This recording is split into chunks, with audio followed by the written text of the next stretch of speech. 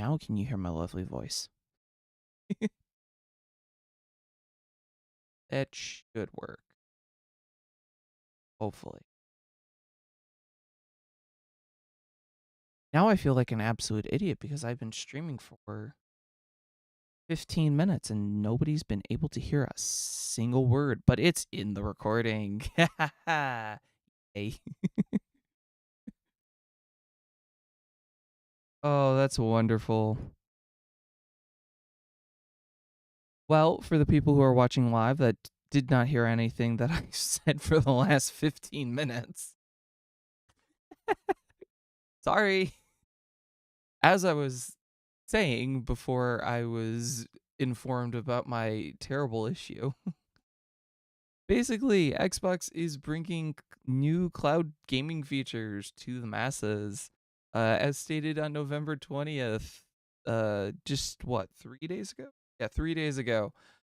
They're bringing out a new feature to allow people to, even without an Xbox, join the Xbox ecosystem.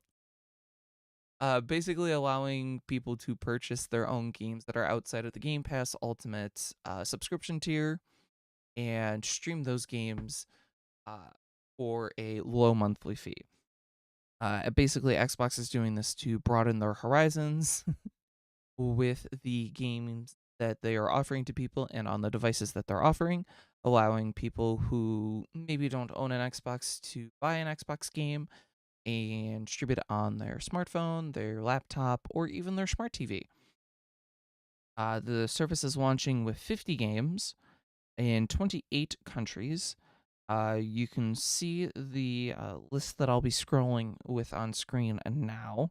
There's some pretty good heavy hitters here. Some recent releases. A lot of Final Fantasy games. Yay. As well as some games that we've seen in the Game Pass Ultimate service previously.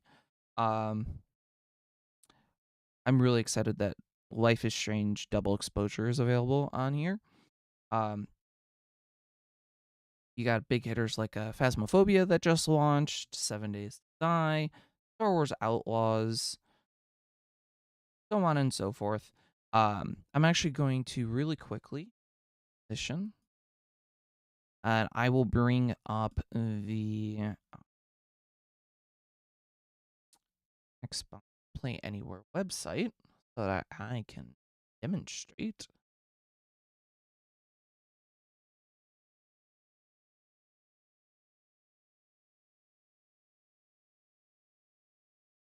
Phil Spencer write this? No, that was from. It was a very corporate conversation. It's from Ashley McKissick, the corporate vice president of Xbox Experience and Platform Engineering. They've been showing her a lot recently. I haven't seen as much of Phil Spencer recently, and I have a feeling that they are trying to phase him out. I was just listening to silence. Yeah, and it doesn't help when I have audio issues on a podcast when I have no BGM. Sorry. But this is the Xbox web dashboard that people can go to. Obviously, I'm not going to demonstrate with purchasing a game for security, but you can kind of see when you go to it's xbox.com/play if you'd like to try this out yourself. You can go on and basically view the catalog of Game Pass games that have already been on the service, or just scrolling down, you can see here stream your own games, buy and stream select games. Game Pass Ultimate is required, so they still get you with that stupid um, Game Pass Ultimate, which is expensive. But here you can see that there's a wide variety of games that you can play, mainly Ubisoft games. But you've got games like Baldur's Gate, Cyberpunk, um, Dying Light 2, the Final Fantasy series, um,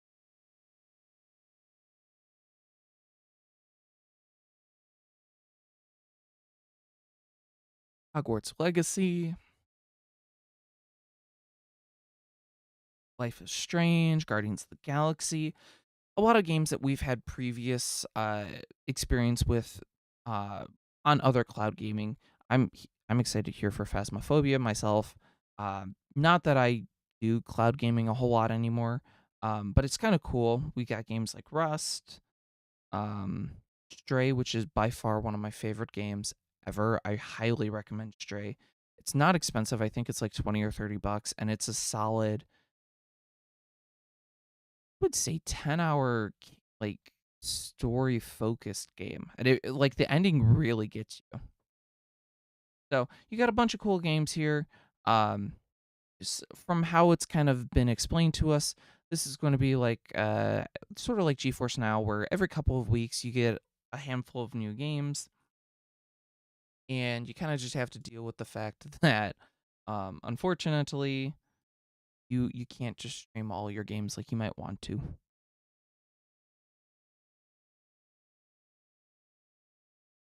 Stray is a very fun game. I really do love my ass off. Dude, it's an honest question because we have not seen a lot of Phil Spencer in the last couple of months.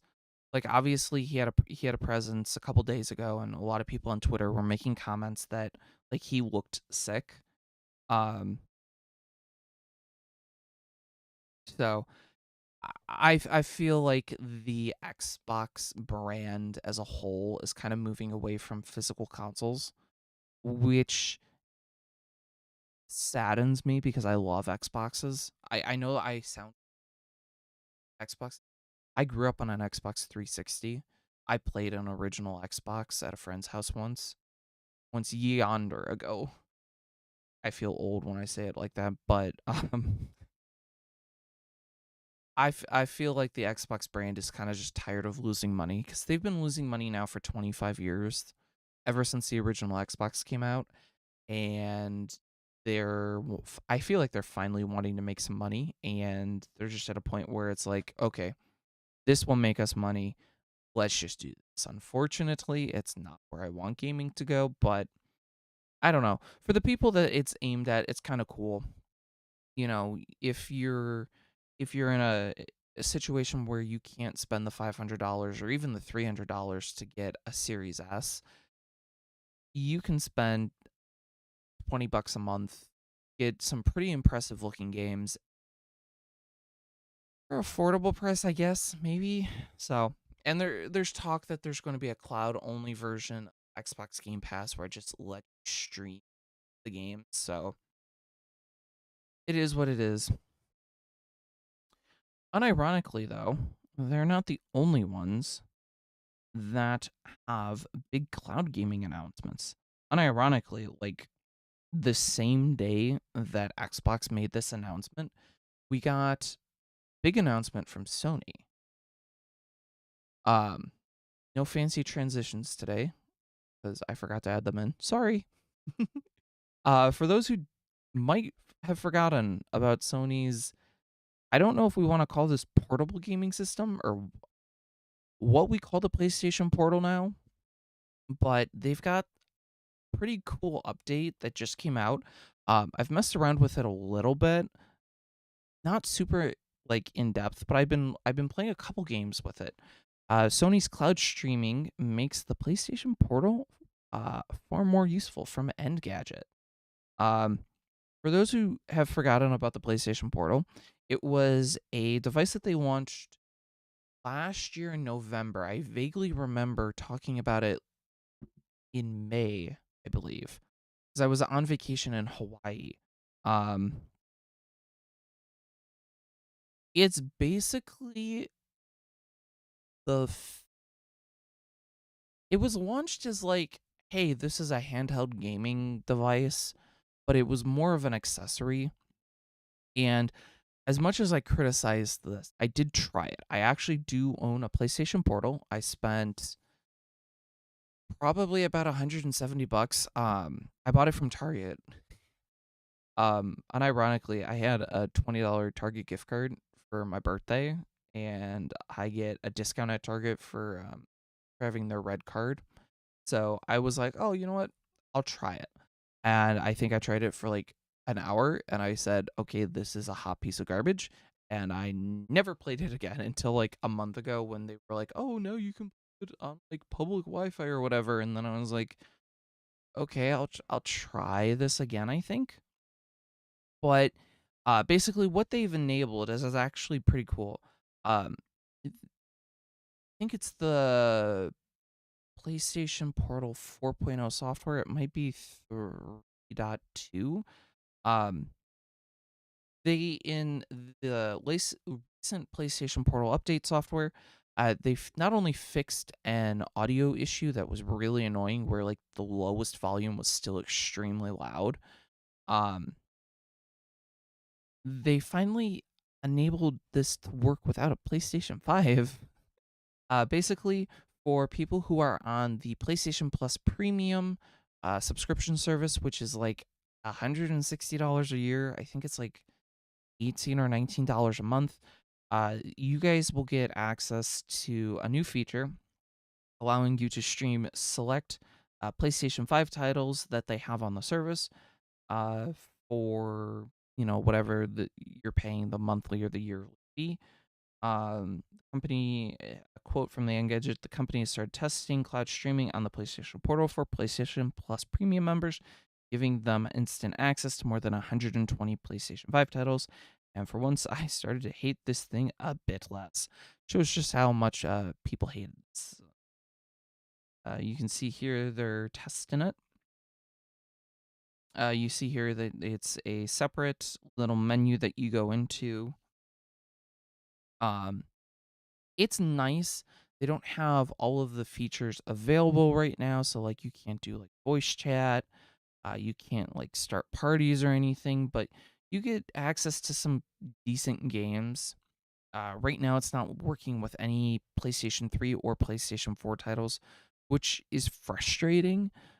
But some of the PS2 and PS3 games that they like remade, like I was testing out Lego um that was working. That was a remake of or a re-release of a PS2 title that worked pretty well. But like some high fidelity games, like the gentleman here was testing out Miles Morales, I had issues every single time I tried to play it. um so yeah, it's fun to finally have a reason to buy the handheld, if I'm being honest. um I don't know that I would recommend it for $200, especially when you have to pay um, a subscription fee to get access to games on the side. Um, let's get a Steam Deck. You know, I I own a Steam Deck. I recommend Steam Deck. Steam Decks are a very good way of getting a good gaming experience. At the same time, though, the Steam Deck I have a handful of issues with, and it comes down to the fact I okay, and this is going to sound incredibly hypocritical of me. Me out for it as much as you want, go for it. I don't care. Um, SteamOS is really the thing that gets in the way for me. Steam Deck and just like saying, "Hey, buy a Steam Deck." And it comes down to so many titles still don't work on SteamOS, and it's not Valve's fault. I'm not saying that it's 100% their responsibility to bear. It comes down to developers not optimizing their games for any, and big games from me in the past, um like the Call of Duty franchise only just recently became compatible with Steam Decks.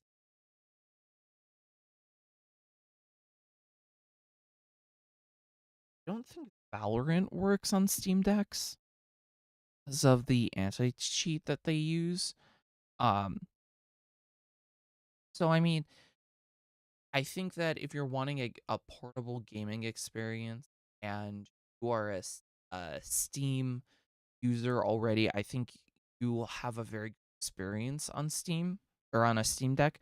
But if you're on a console, if you're on Xbox, if you're on PlayStation, if you're on a Nintendo Switch, well, Nintendo Switch is already portable, so it doesn't really matter. But you get my point. I think if you're on Steam Decks or if you're on Xbox or PlayStation, recommending a Steam Deck is kind of difficult. I think it's more justifiable on Xbox because you have that Game Pass Ultimate and you've got workarounds to like the Microsoft catalog of games to work on it. But I don't know. It is what it is. They're almost, I would say, hey, probably pick one up, especially because now that they've been out for a little bit longer, they're a little bit cheaper. Um, I've seen them used go for anywhere from like 350 bucks, give or take. Um, but I know that they have been lower in the past, and Steam always does sales on them. Um, and it's kind of nice that they do because it shows that they're really trying with the Steam Deck. Valve has not always had the best luck with hardware. Um, for one reason or another, their Steam machines, their Steam controllers, everything that they've really done minus the Steam Deck never really worked out for them. The fact that this is working for them, knock on wood, I really hope that it works out for them long term. Um, Stream for 3 years, and it's not until you start hosting a podcast that you realize that you have a tendency. You need to start having water on hand. Yeah, no, I think that that's really all I have to say on those matters. It's cool that it's coming out. Not something that I'll really push on either end for Microsoft or Sony. I still think that if you're wanting to game, you're better off still just saving up the money and buying a console, especially now that they've been out for a couple years. And now that you have people like the Dreamcast guy selling his PlayStation 5 to his girlfriend for $500 to justify a PlayStation Pro, got people selling a lot of their consoles trying to justify upgrades, or if they're moving to PC, they don't want to be on console anymore. So I highly recommend it over cloud streaming, but if you're in a position where cloud streaming just makes more sense, try it out. I mean, even if you're not buying any of the games, even if you're just hopping on a website and just loading up a game for free for a trial, highly recommend it.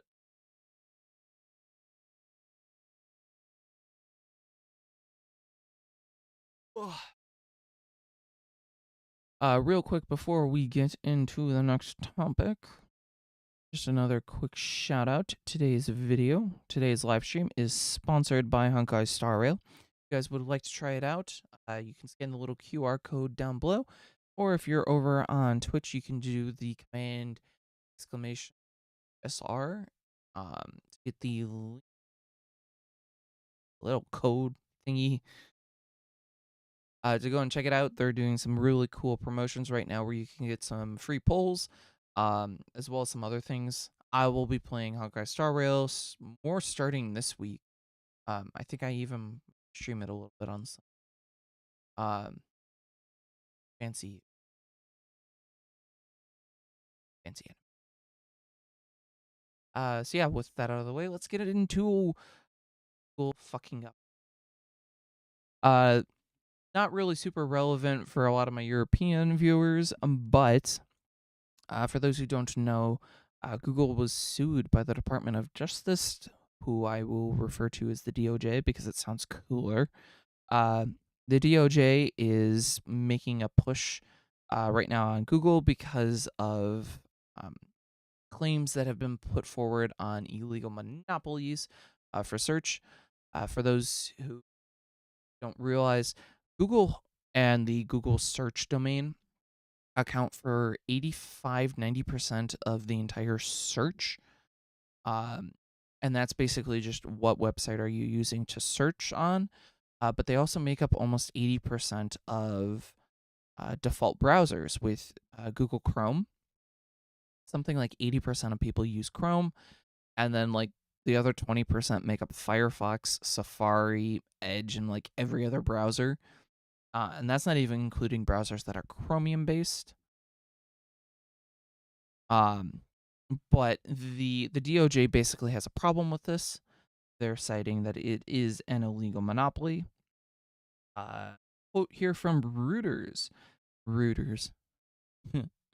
Alphabet's Google must sell its Chrome browser, share data, and share results with rivals and take other measures, including possibly selling Android. To end its monopoly on online search, prosecutors argued to a judge on Wednesday. The measures presented by the Department of Justice are part of a landmark case in Washington, which has the potential to reshape how users find information. They would be in a place for up to a decade enforced via a court appointed committee to remedy what the judge overseeing the case deemed as an illegal monopoly in search and related advertising in the US, where Google possesses 90% of searches.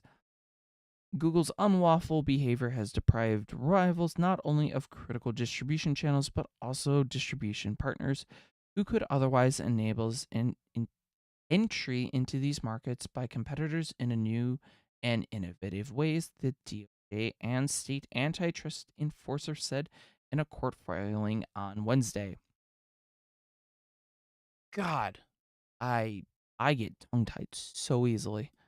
Um, Basically, DOJ is finding that Google has a monopoly, and they're trying to break up Alphabet essentially, and they want them to possibly sell Android, the Google Chrome browser, as well as selling data to other companies to make their search more useful. Which, if this made Bing better, I might actually use Bing because I hate Chrome and how much AI shit that they shove at you. Don't want you to turn it off. Um,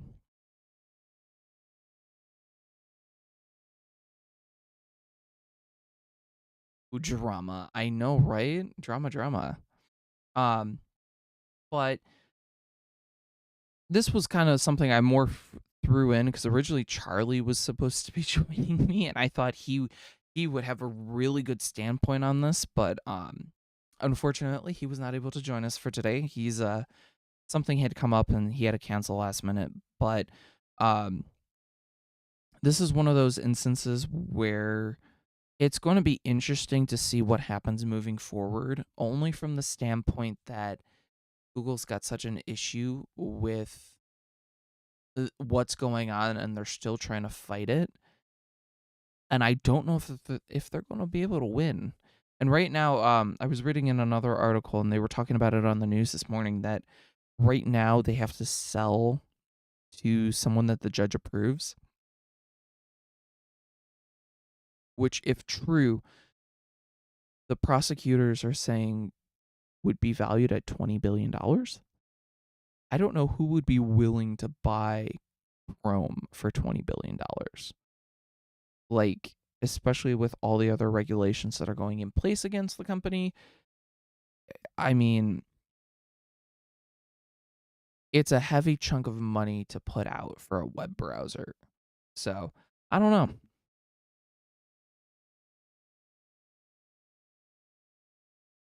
Let's see. We got another really good article, well, topic.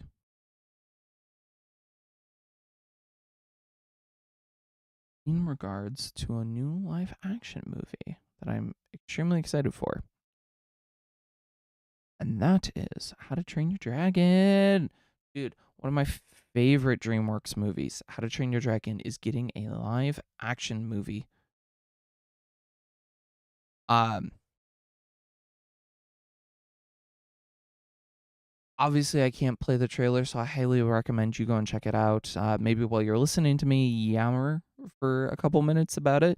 But it looks incredibly realistic. Um, they're not being super faithful to the original material, but I really don't care about that, to be honest. Um, you can see some of the casting that they've done. No, no, no ads, no ads, no. Fuck you, People Magazine. Um, Nicole Parker as Astrid. You got Gerard Butler as Stoic. which I think that looks like a really cool fucking Viking. I would love it if his beard was a little bit longer, but fuck yeah. Oh my god, Nick Frost is Gobber. The dude, this cast is amazing. But the trailer looks pretty amazing. Let me transition away. I might be able to find um oh fuck. Hold on. I might be able to find image that I'm looking for.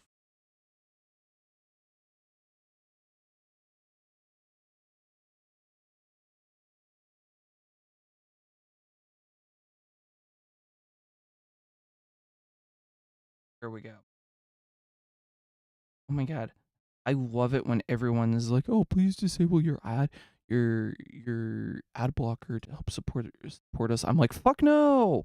You already get my data. I don't want to see ads." Uh, this is where I was going originally. Look at how realistic he is. Oh my god, I am so excited for this movie. I know I've criticized mainly Disney for the amount of live action adaptations that they've been doing recently. But I think there's a lot of potential with this. Coming from Dean DeBois. That's actually how his name is pronounced, it appears. It's okay. Um I'm sorry, I can't take that seriously. Um you know what? I think I can show a couple seconds. Let's see if I can show a couple trouble.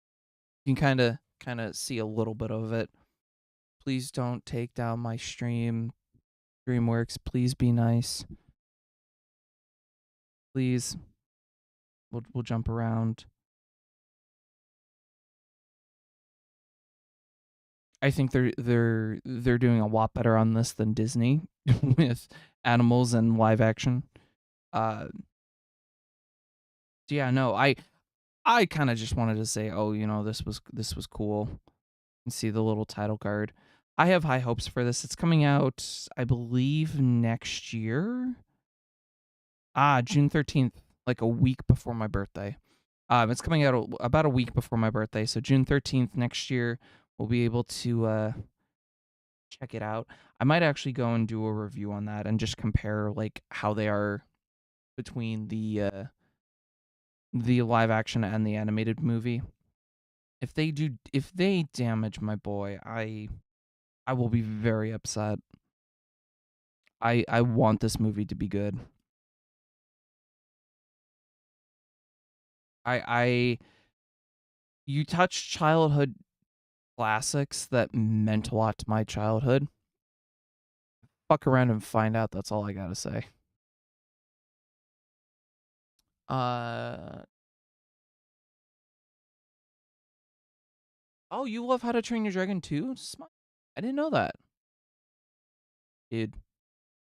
I'd say I say we both see it. We gotta give this movie its money. I think I don't know if the first or the second are my favorite. Both are pretty good. Okay. Moving on. We got a small little topic. Fuck you, Netflix. I'll say it now. Fuck you, Netflix. This is what you fucking get for charging people $20 a month. Netflix has been hit with a $50 million class action lawsuit over the Mike Tyson Jake Paul fight streaming glitches. I didn't talk about this on last week's episode, only because it had just happened and I was still fucking waking up when when the stream was happening. But for those who don't know, last week we had the Jake Paul Mike Tyson fight. Happened in the wonderful state of Texas because it was the only state, fun fact, where they could legally hold the fight. For those who don't know, it is illegal here in the United States in all but one state to fight someone professionally who's 10 years older than you. Jake Paul, or no, fuck. Ah, Jake Paul. My brain turned off for a hot second there. Jake Paul, he's 27. He's a couple years older than me. Mike Tyson is 58. He's almost as old as my fucking dad. So it would be like me fighting my dad. Um, all I can say, the fact that Jake Paul won, not surprising. Even if the fight wasn't staged, which I think it was. Uh, any ability for Mike to win this, especially with the blood transfusions that he was getting earlier this year when he was really sick, totally out the door. But basically, so many people were watching this that they overwhelmed Netflix's servers and they totally fucked up. The fight, which was broadcasted, I believe, in 4K, was a hot pile of garbage. They don't have any pictures here. I might be able to grab like a couple example pictures of like how bad the stream looked. My brother wish he had not stayed up all night playing video.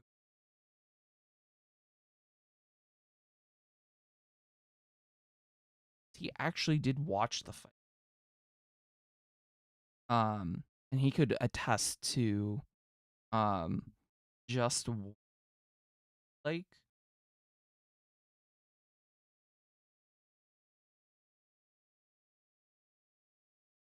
come on, come on.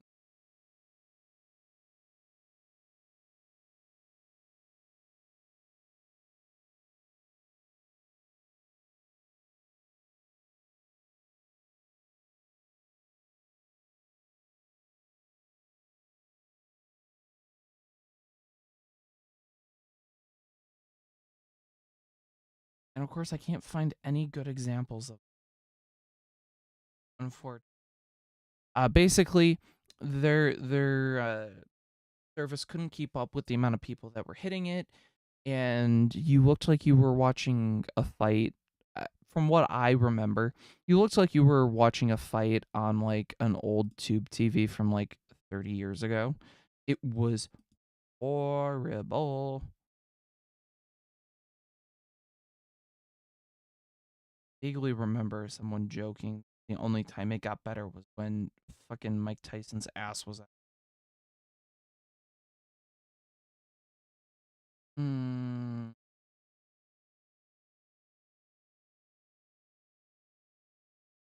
Oh, here we go. It's a TikTok. We'll take we'll take this. This is what the fight looked like if you were lucky. I vaguely remember my brother walking in on my brother watching the fight, and it didn't look this good, and he had to watch it on his phone. Um,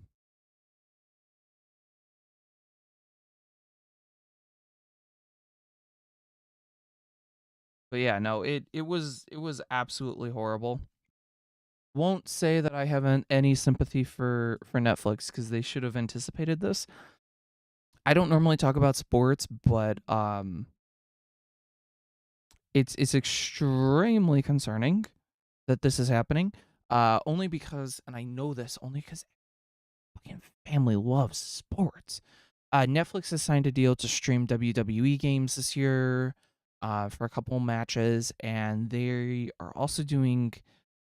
I don't think it's the Thanksgiving Day football game. I think it's the Christmas. There's like a football game on Christmas Day that Netflix has the rights to. Again, would love for my brother to not be passed out drunk. Um, but uh it's one of those 2 days, and a lot of people are concerned right now that they will not be able to keep up with the demand. So they're basically just suing Netflix for their money, which I would say is 100% warranted. Again, fuck you, Netflix. You deserve to be sued. Because your brother kept watching it.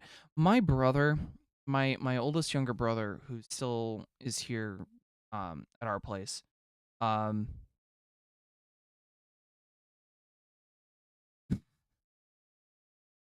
he's the kind of guy that when he's like wanting to watch something, he'll watch it. He'll deal with a shit fight, but he'll bitch and complain about it. um, I think he was watching it with one of his friends, and they were like trying to make a joke of like how bad their streams would get at one point. Um,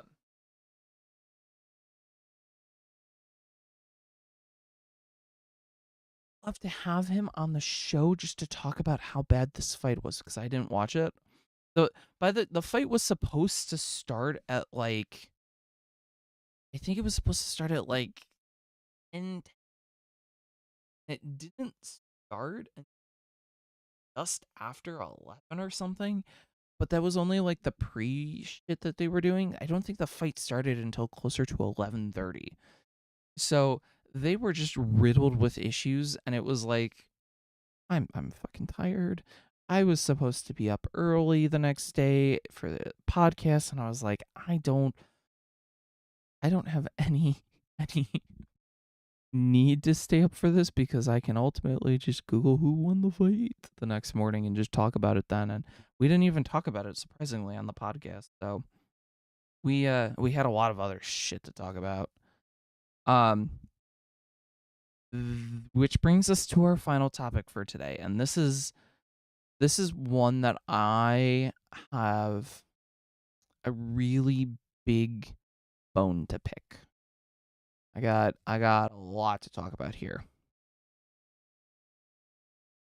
From Software's parent company has confirmed that Sony is looking to buy it out. No decision has been made at this time, but a letter of intent has been received, and that means the wheels are turning. For those who don't know, over the last 4 or 5 years, it has become incredibly common. Instead of creating new games, new IP, that companies are just going to buy out other companies. And as much as I love Xbox, I will criticize them on this. They are at the forefront of this. They bought out ZeniMax, which was the parent company for Bethesda. They recently just closed on Activision, which had a shit ton of studios underneath their belts. Um, Sony bought out Bungie, I believe, 3 years ago. It might be 2 years ago. Um, so everyone's really kind of just buying out studios instead of just giving gamers what they want, which is fucking new IPs, mind you. Um, from Software, for anyone who doesn't know, um, what they've made, uh, From Software is one of the companies under the parent company of Kawa Corporation. Kadokawa, I know specifically from their animation business. But From Software is behind games like Demon Souls. Uh, Examples, I really only know Demon. I know the um snapping up Kadokawa would be a big get for Sony. From Software is obviously a crown jewel, but Kadokawa has its fingers in many pies, particularly anime and manga development and in publication. It also owns, through its Dewanga subsidiary, Danganronpa Studio Spike Turnsoft. In its latest earnings report, Kadokawa reported significantly more income from its publishing, IP creation, operations, books, manga, and so on, and from animation slash film than gaming. Sony has shown a clear interest in owning more of that space in recent years after acquisition Funimation in 2017 and Crunchyroll in 2021. Earlier this year, Sony looked into buying Infocom, one of Japan's largest online comic platforms, though a private equity company came out with the winning bid. This is mainly my issue is from the animation side. Um, I get very, very, very annoyed when Um, competition in the anime scene is decreased because I find it more anti-consumer, if I will. But it is also very relevant for the gaming scene. Right now, we've got a big issue with game companies. Instead of actually buying, or instead of actually coming up with new games, just buying out game companies and thinking that that will hold gamers over, and they fuck it up every single fucking time. And again, as much as I love Xbox, I will criticize them on. They bought Activision, but none of Activision games are going to be Xbox exclusives. So at this point, Xbox has just become a third party platform. Not only just with PC, but also with other fucking consoles, because so many of the games are just going to PlayStation. There's literally no reason to own either an Xbox or a PlayStation. They're both fucking guilty of this. Um, but Sony, again, they bought Bungie.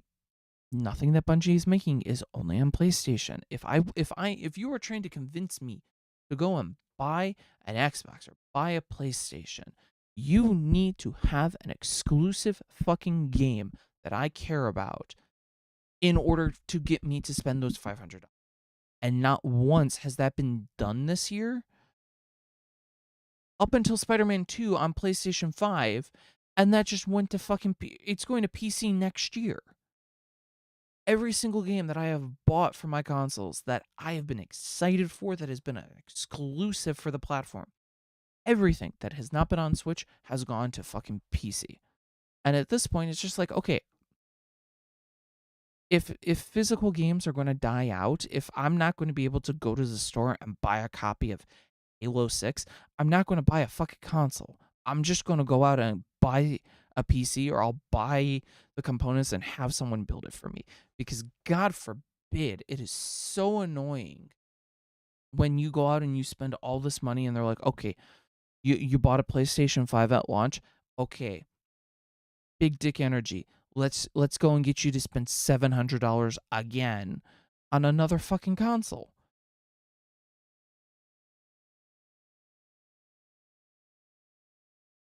It's so annoying.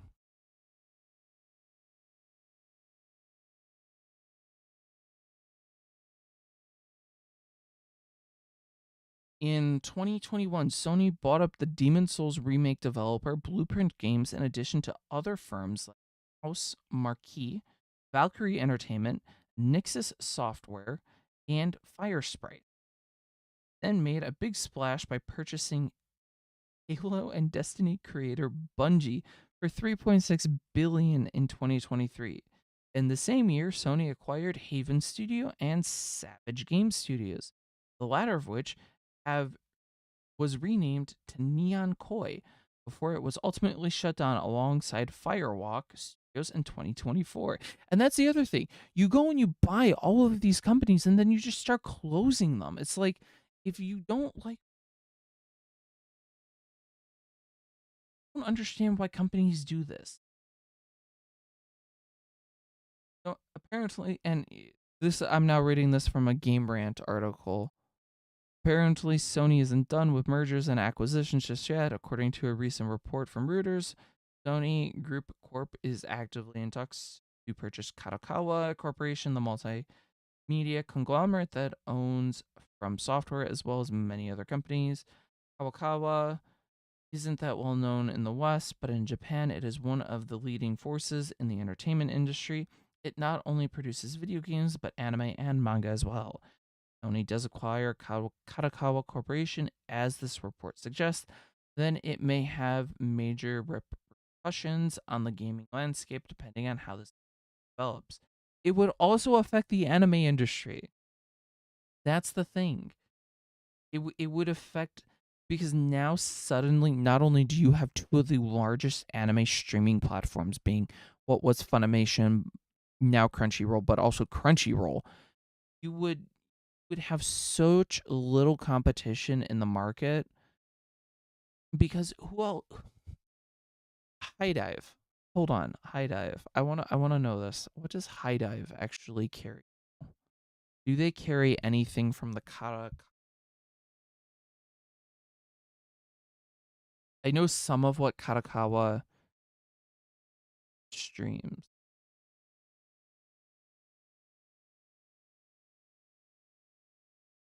Hmm. Please let me actually see what you.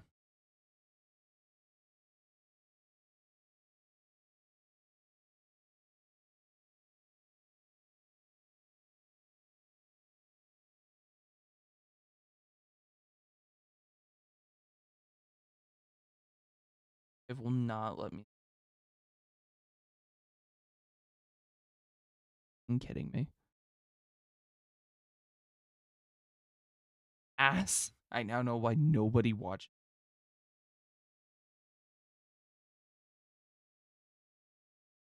And you fucking increase.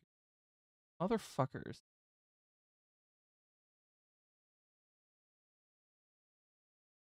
Okay.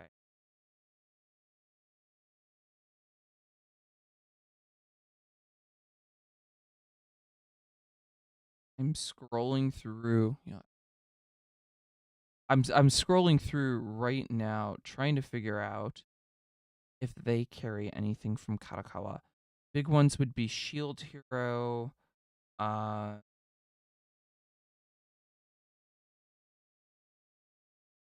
think they think it's a Crunchyroll exclusive. But this is a good example here. This is the entire platform that High Dive has that they can stream that is exclusive. Look at all of these few anime. This is everything that they have. Granted, some of these you can scroll over here, but it's like a couple extra. There's not much.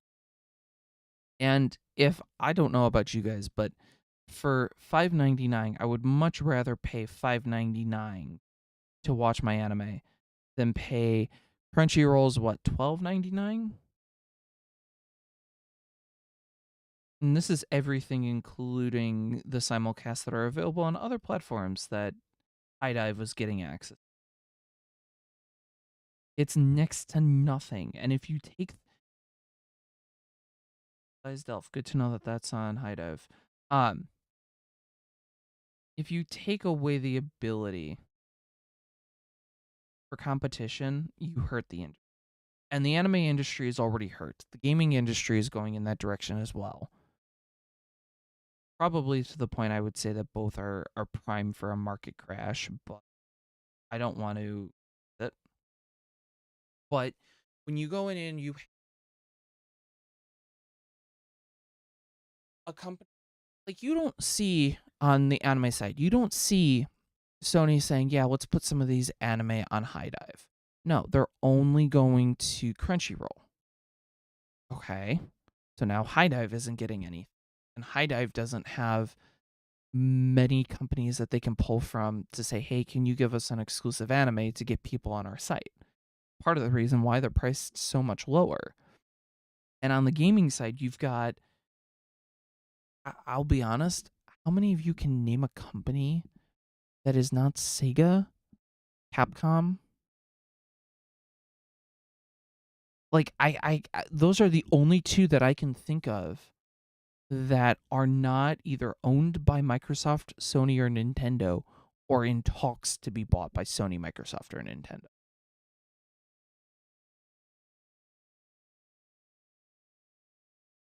I can't name.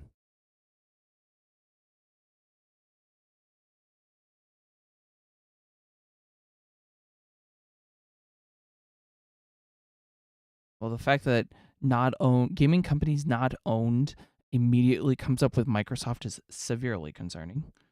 You've got the AI results tell you the fucking basics. You've got Sony, Tencent, and Nintendo. Who would have guessed it? Here we go from Game Rant. That still operate independent. Oh my god, I forgot about EA and Ubisoft. I forgot about them. Oh my god. Shows you how much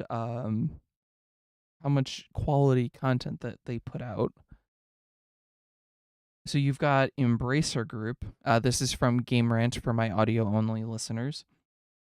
Um, the name Embracer Group may not generate a lot of buzz on its own, but diving into many developers that fall under the company's umbrella is clear how important it is. Embracer Group operates somewhat differently from other game companies in that it is a holding company for various other publishers. Embracer is responsible for big names such as Gearbox Entertainment, Koch Media, and THQ Nordic, each with each company's respective developers also calling Embracer home, with games like Borderlands and Saints Row making up just a few of the titles among Embracer companies responsible for some big hits. Are you kidding me? Gamerant, you give me 3? That's all? Oh my god. There's got to be more than 3 companies. There's got to be more than 3 companies. Oh, Rockstar. They didn't mention Rockstar. Rockstar is still going.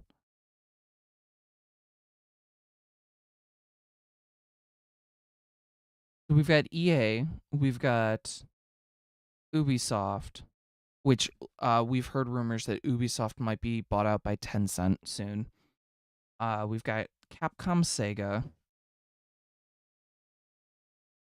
this Embracer Corporation, Take Two, which owns Rockstar. I don't consider them a public. So really, you've only got 6 or 7 big publishers that are not the big 3. That's not a lot.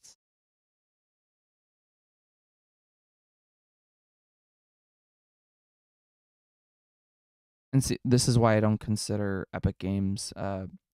If there's any worthy competition of the big 2 apart from Nintendo, it's Epic Games. Technically, makers of Fortnite are largely owned by Tencent, a big name in itself, with a market cap of 42 billion and still growing. We don't see either Sony or Microsoft coming calling. No one's going to buy Epic Games.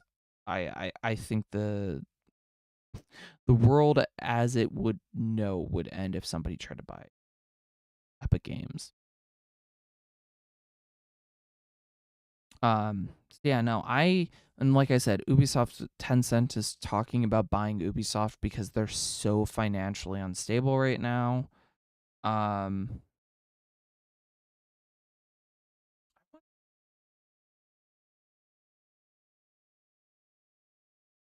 From Software has it. So obviously it would be Dark Souls, Bloodborne, Demon Souls, those series, Sekiro, Shadows Die Twice, Elden Ring. Wow, they're the developer of Elden Ring? Wow.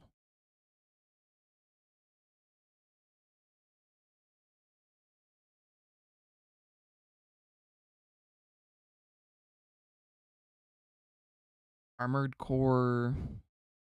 I don't know. People were talking about the gaming side being like this. Oh, this would be like if they tried to buy Nintendo or something, and I'm like, I still think it's important, but I don't think it's that important. They really only do the Souls game.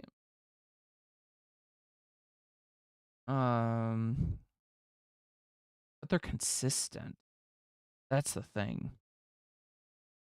They're coming out with 3 to 4 games every year.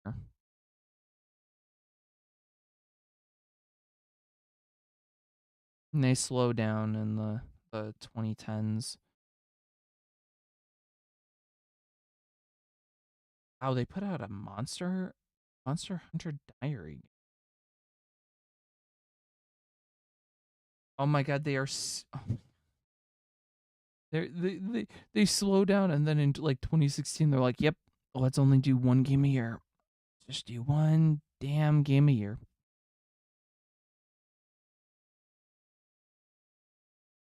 I didn't even how to pronounce this game.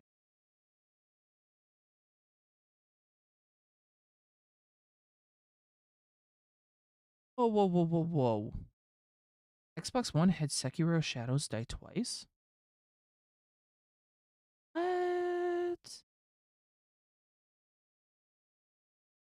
Wow. I didn't know that they had an Xbox version. I thought it was a PlayStation exclusive.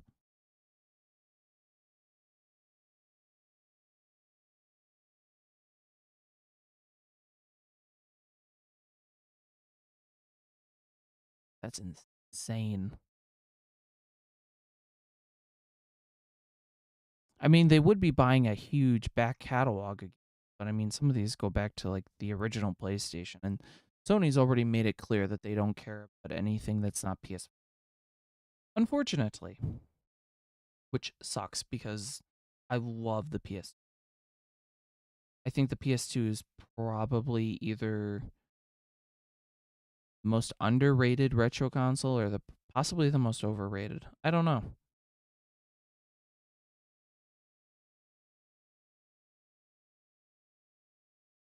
I never see anyone collecting physical PS2 games anymore, and it's one of those things where it's like it's got some good bangers. I just broke out my copy of Persona 4 for the PS2 because once we finish Mario and Luigi Brother Star, we're going to be jumping into Persona 4. Um, I love the. I don't know what it is about playing the Persona series during the winter, but I love, love, love, love, love playing the Persona series in the winter. I don't know if it's so cold out and I just don't want to do anything and I want to stay in my little recording area and just sit and play Persona. But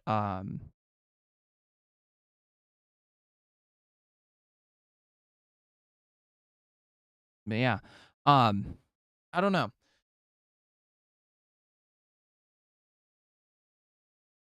More that I do this podcast, or I begin to reflect on the world. Like you know that like, oh yeah, company A being bought out by company B, whatever. Until you realize just how few publishers there are nowadays. Because like when I was going and listing off who's left, just in the gaming realm, there's one company there that only produces sports games 90% of the year, and at that they only put out three. You've got one company that's lucky enough to put out two games a year that are just games, let alone shit games. And then the other companies are maybe putting out one to two games every couple of years. I mean, how many games have come out from Capcom in the last 5 years? Yeah, they've had the Resident Evil franchises and they've got the Capcom or they've got the Monster Hunter stuff that they're working on now. But that's it. What? Not Street Fighter also. They've got Street Fighter, I think.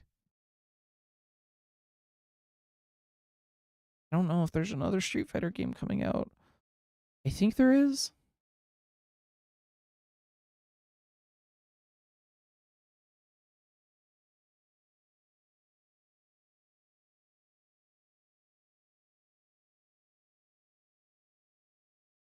I have so in 1 hour. I feel like I've been streaming for so much longer, and I am starting to yawn. Um, but yeah, no, it's just it's concerning whenever you talk about this on a regular basis. I remember talking about the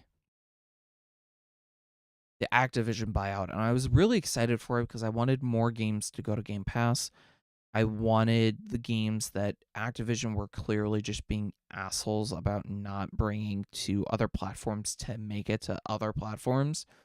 And there's some talk right now that are rumors that Microsoft might be making Activision try and like negotiate for some of like their old 360 games to become re-released on like newer platforms, some of the old Spider-Man games, which I really hope happens because I really, really, really want to play through Spider-Man Shattered Dimensions. It's one of my favorite games, but I don't have a console version of it. Um, but you know, they for everything that they do that's good, they do something that's bad, and it really sucks that um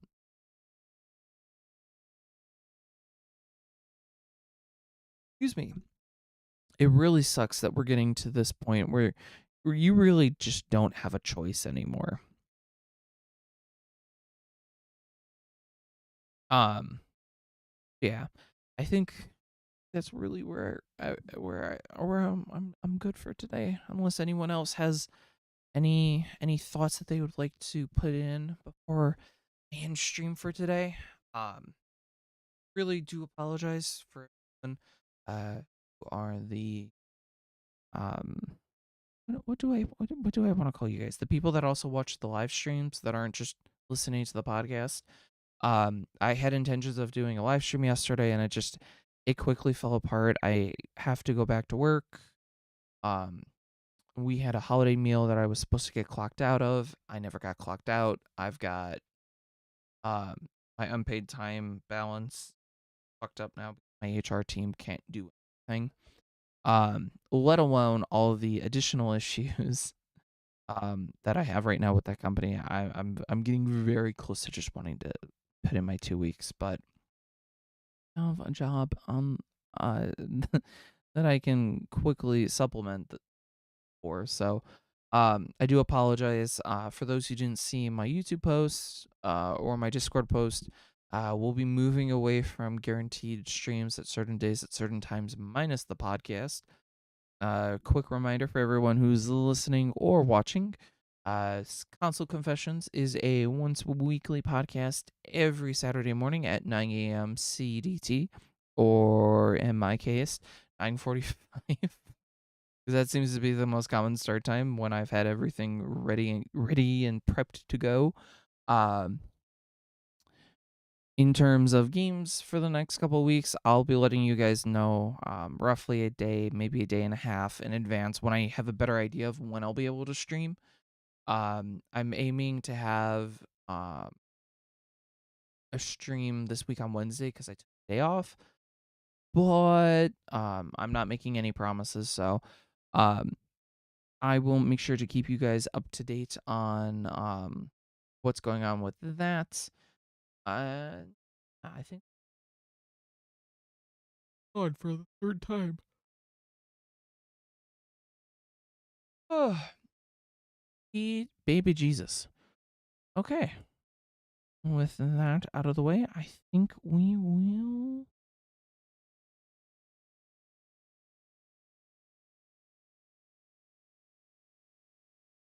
Think we will end it there for today. I will be putting up audio versions for last week's episode and this week's episode next, or no, not next week.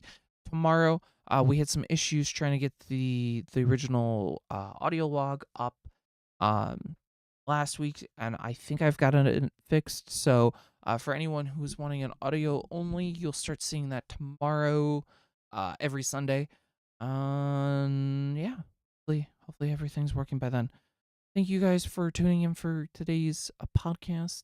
Look forward next week. Hopefully, if Charlie is able to join and nothing else comes up last minute, he should be joining us um next week. If not, you'll have my lovely face. Hopefully, assuming I don't fall asleep.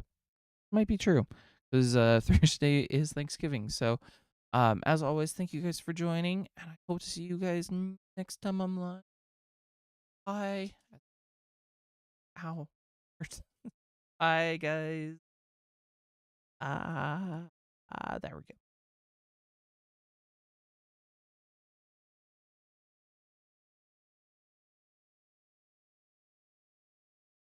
I totally professional.